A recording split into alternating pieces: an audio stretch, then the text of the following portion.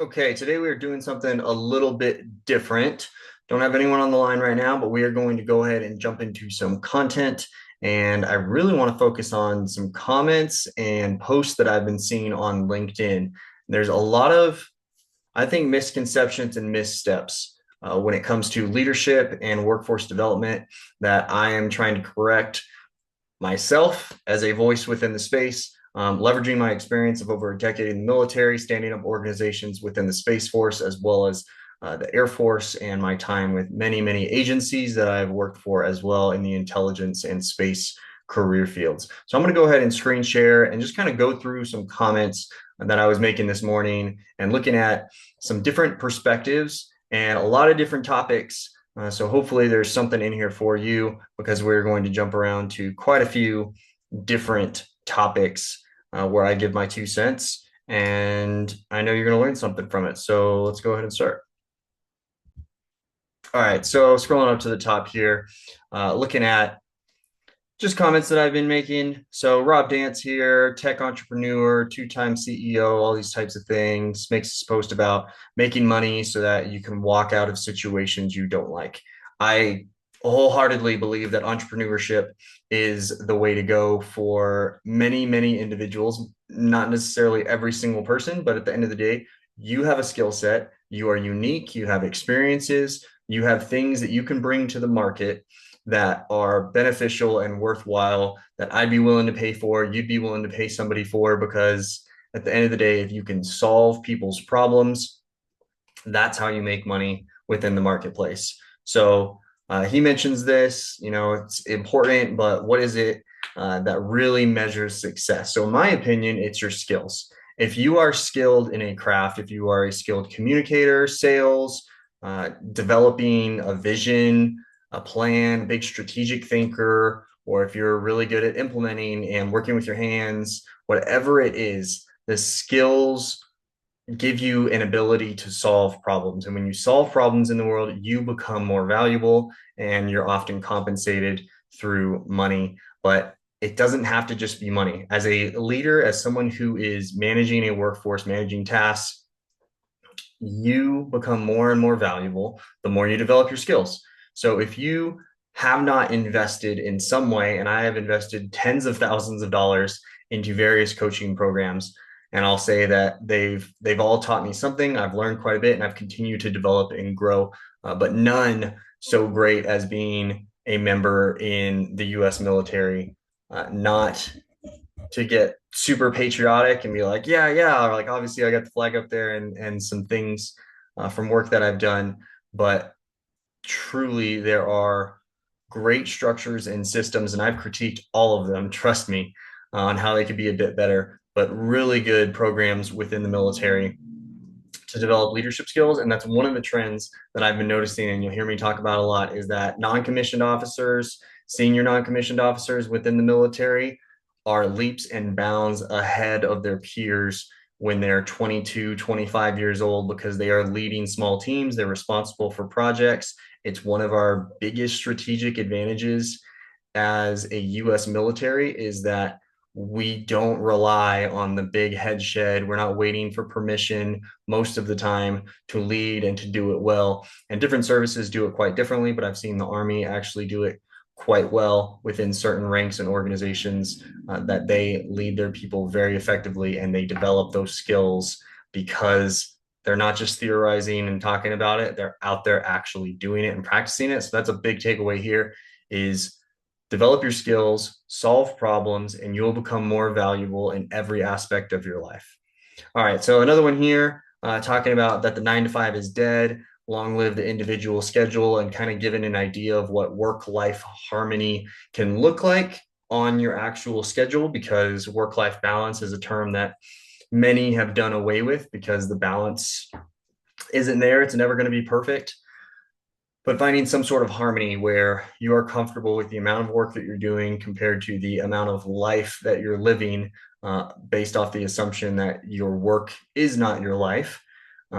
For me, it's a big part of my life and something that I actually do gain fulfillment from. So that's where I would actually disagree on this work-life balance, work-life harmony discussion, is that when you're doing something you're actually passionate about, People say you'll never work another day in your life. Yeah, it's difficult. There's skills, there's things that you need to develop, a lot of micro skills to accomplish the dreams and the visions that you have, but it is more entertaining than working somebody else's vision and job for the rest of your life.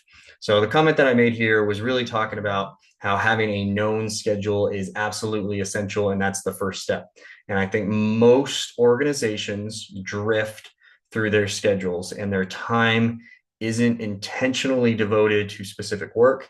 And there are a lot of people within your workforce, within your team, maybe you don't know what they're doing all the day, and this causes micromanagement as a negative reaction that people then want to get into the business and they need to know every single little thing that you're doing. But a big concept that I like is understanding maker versus manager time, and who are your makers, who are your managers, because managers are going to naturally, with that temperament and with that position, want to have meetings all over the schedule, because they see meetings as where work gets done. If we can bring in a large group and work on a project, that's very productive to a manager. Or if they're meeting with other managers because they have things to discuss. They talk a lot. My kids told me this when they went and visited with me at work one day. They're like, Daddy, you just talk all the time.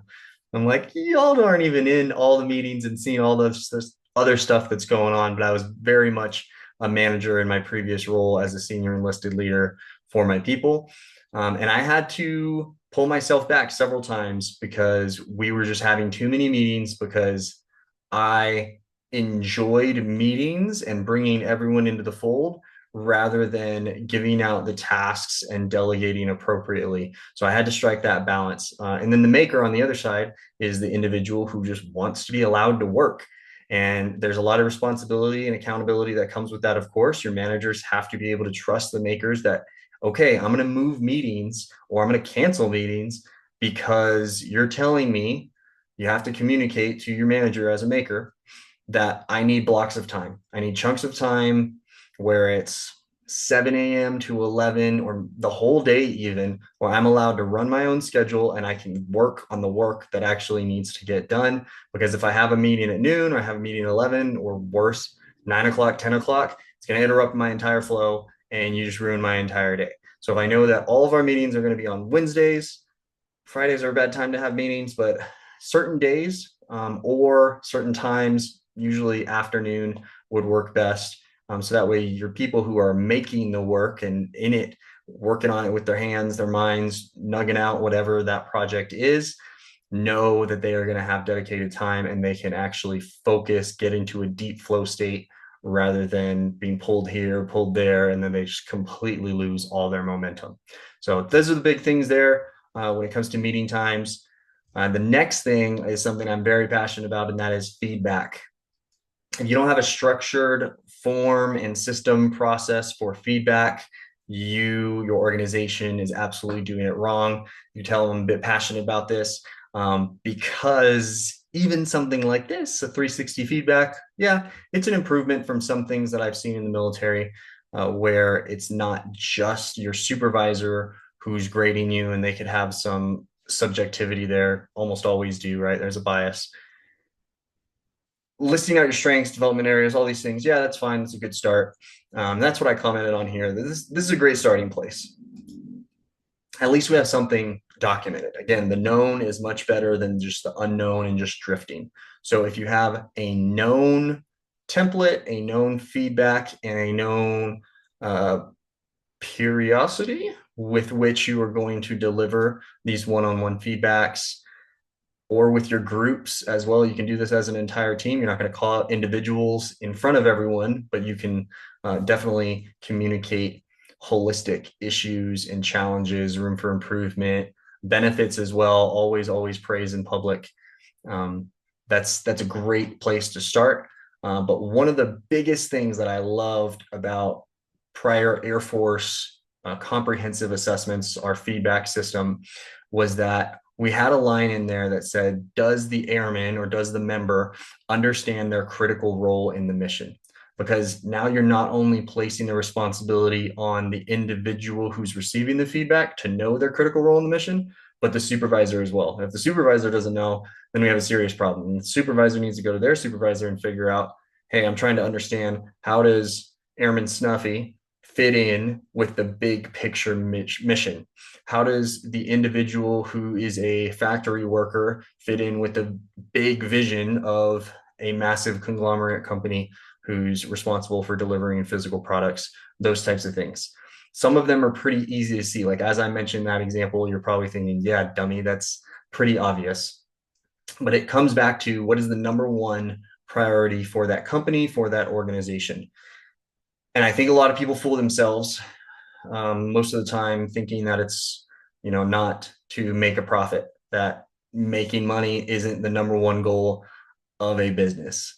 9 times out of 10, I'm going to say that's exactly what it is. That's why they're in business. That's how they continue to be in business, because profit cures many problems. You can hire more people, you can give more benefits, you can have better programs, you can have better product, you can reinvest and do all of these things when you make more money. So that is more often than not definitely going to be priority one. So if you cannot link the individual whom you're giving feedback to, their job and work performance, to how the company makes money, then you're completely missing it. And I get it. This isn't a perfect answer for all companies, but broadly speaking, that's going to be the number one priority. So figure out, understand that number one priority, figure out your role as a manager, because it's probably not doing the thing as the leader, right? Your thing that you do is not the implementation task. It's the management task. You're managing people, processes, and your job is to be very good at that. And if you are a great implementer, that doesn't mean you're going to be a great manager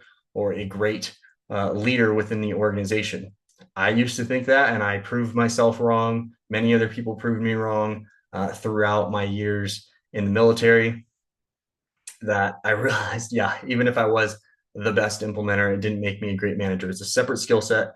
And you need to understand the Peter principle is what that's called, that people often promote out of their competence. So you need to re-up your skill. We talk about upskilling within human resources and things like that, that you need to now be ready for that role. And if your work isn't giving it to you, then you need to find it elsewhere. And that's why, I continuously recommend reaching out to veterans, talking to people like me, whoever it is that you have within your network that is able to help you with increasing your leadership potential, your leadership skill. Go after them, ask them to help you out as much as possible. Here's another thing, talking about managers and the bad ones versus the good ones. So you deserve a manager who treats you like you matter every day, not just when they need something from you. Again, the only reason that any of us get good at this is because we've made the mistakes and we look back and say, I don't ever want to do that again. None of us are perfect. I've made this mistake too many times. And it's something that has been a priority of mine, to not make the mistake of only going to people, only valuing people and giving them praise and helping them with their problems when I needed something, because reciprocity is a real thing, but you can't just do it whenever you need something. People are going to see through that, and they're going to start to get the vibe that, hey, this guy's only coming here when he needs something. It's not genuine. It's flattery. It's niceness. It's just superficial. So absolutely love that message. And it doesn't happen by accident. You need to be intentional about it. So how are you investing in your people's as a manager? Are you working with those people to actually care about what they care about, to learn who they are and what makes them tick when it comes to like recognition programs? Do you know if your people would prefer a bonus of $500, or they just prefer to have a day off? Would they prefer to get some public recognition where in front of the company or in front of the team, you get them up there and you say, this person did amazing, and give them all sorts of words of affirmation and encouragement, and that would just be the best thing in the world to them? Or would that be an absolute nightmare to them? So get to know your people. That is all the time that I have for today. I hope that there are some good lessons that you all picked up in here, and stay tuned for more content. Like, comment, subscribe, share it with somebody. Join in if you're not already in the Workforce Accelerator community on School, completely free. But if you want to work with me more one-on-one, then definitely let's book a strategy call and link up to see what it looks like to work together. Hope you all have a wonderful day.